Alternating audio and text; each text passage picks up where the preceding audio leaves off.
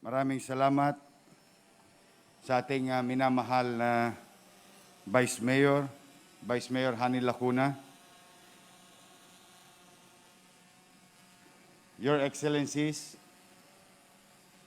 distinguished members of the Diplomatic Corps, representatives from the national government, honorable members of the City Council from 6 districts of Manila, our beloved and esteemed veterans who sadly cannot be with us this important day because of existing restrictions. City officials, employees, ladies and gentlemen, good morning. We are gathered here today on the 3rd day of February to mark the 76th anniversary of the Battle of Manila.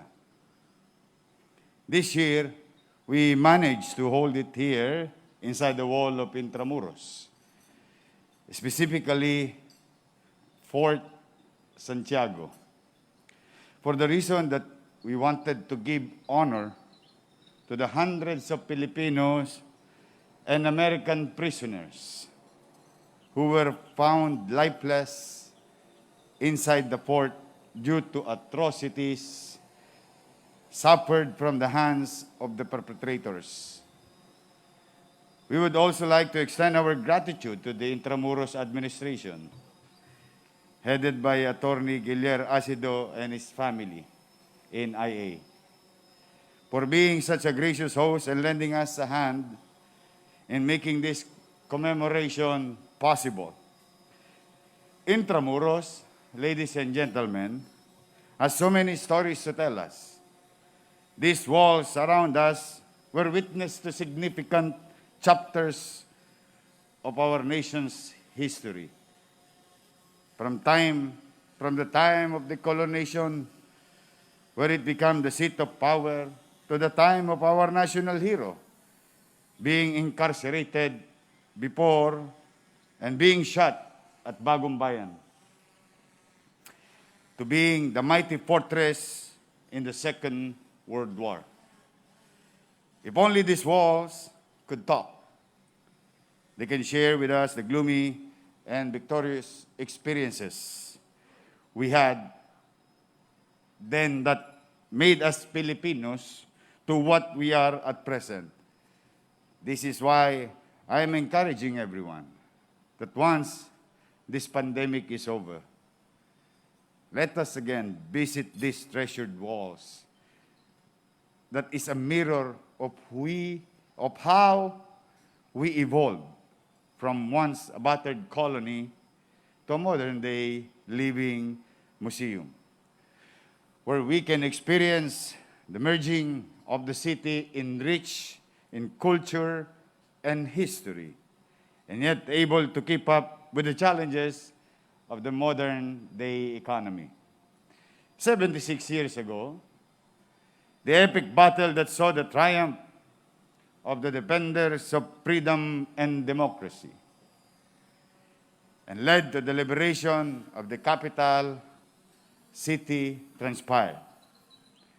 Thousands of lives were lost for the sake of the ultimate freedom that Filipinos yearn for in more than 3 centuries.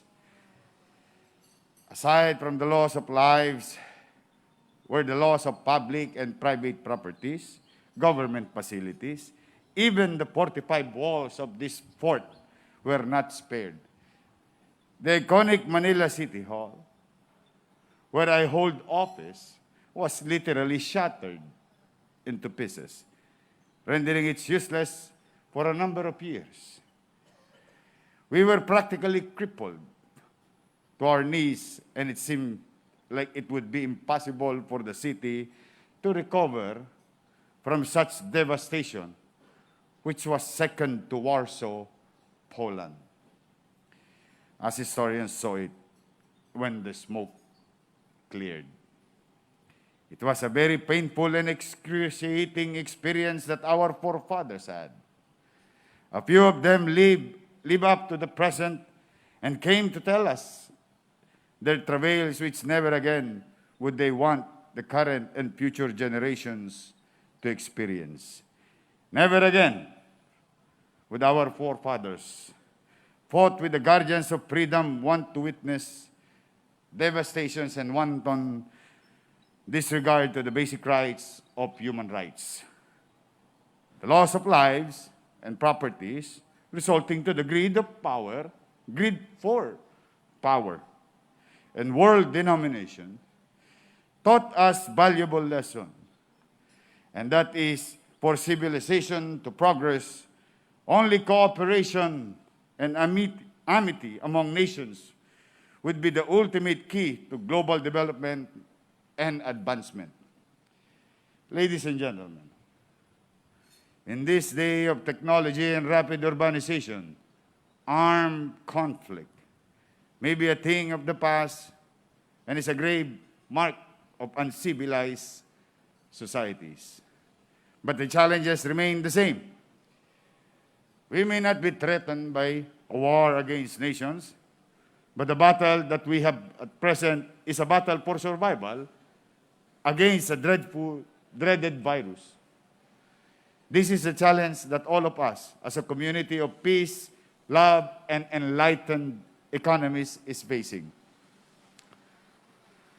We now have in our midst battalions of doctors, regiments of nurses, brigades of health workers, and platoons of frontliners who are risking their lives and limbs for the sake of the virus to be contained, not to spread further. They are no different to the heroes of the past. They also have done so much sacrifice for the sake of our safety and our country. Dangers they are facing is tantamount to loss of life, as we witness occurred already. This is why we are giving recognition to heroes of the past, and I am rendering my snappy salute to all of the health workers who lost their lives in the fight against COVID-19. No amount of thanks and gratitude could equal the act of patriotism that you have done for the sake of our fellow countrymen. The city and every Batang Manila will always be proud of you. This is also the opportune time for me, as your mayor, to continuously remind each and everyone that the government cannot do it on its own. Even if the vaccine is just within our reach, even with the continued enforcement of quarantine restriction, we should still take utmost care of ourselves. The self-care that we practice is an expression of love that we have for our family and loved ones, and even to our country. Self-preservation in these trying times is protecting the lives of persons dear to us. Please, my fellow Manileños, my fellow Filipinos, let us give our help and support to the government in the fight against this virus. And soon, I am firm in my belief that just like what the war that we had experienced 76 years ago, we will all come up as victors. This country and our city will be strong again as ever. The lessons we had from acrimonious experiences may be a bitter pill for us to swallow. The war, the pandemic, and all other unfortunate events in our history. But these are the significant chapters of our lives that taught us valuable lessons as a person, as a country, and as a community of nations. And that is for everything to succeed, we should forgo our personal desires and ultimately have genuine concern to our brothers and sisters, and even to our neighboring nations. As we all embrace the drift towards globalization, we should also have a grip of the reality of the need to take care of each other.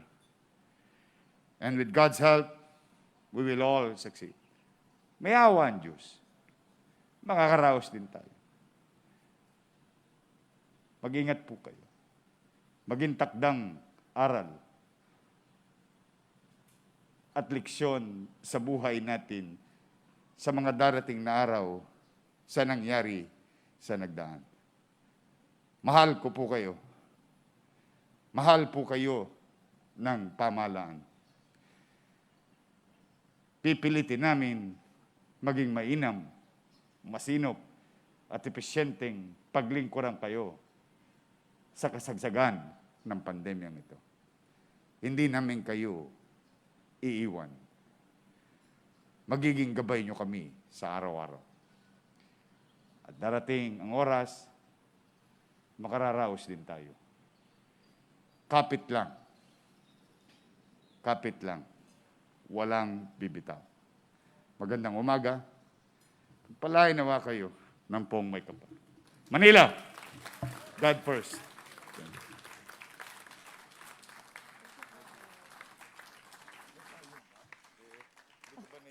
Okay lang po. Ladies and gentlemen, once again, let us give a big, warm round of applause to our honorable mayor, the man of the hour, Mayor Francisco Isko Moreno Domagoso. At this juncture, we are requesting everyone to rise for the singing of the Awit ng Maynila.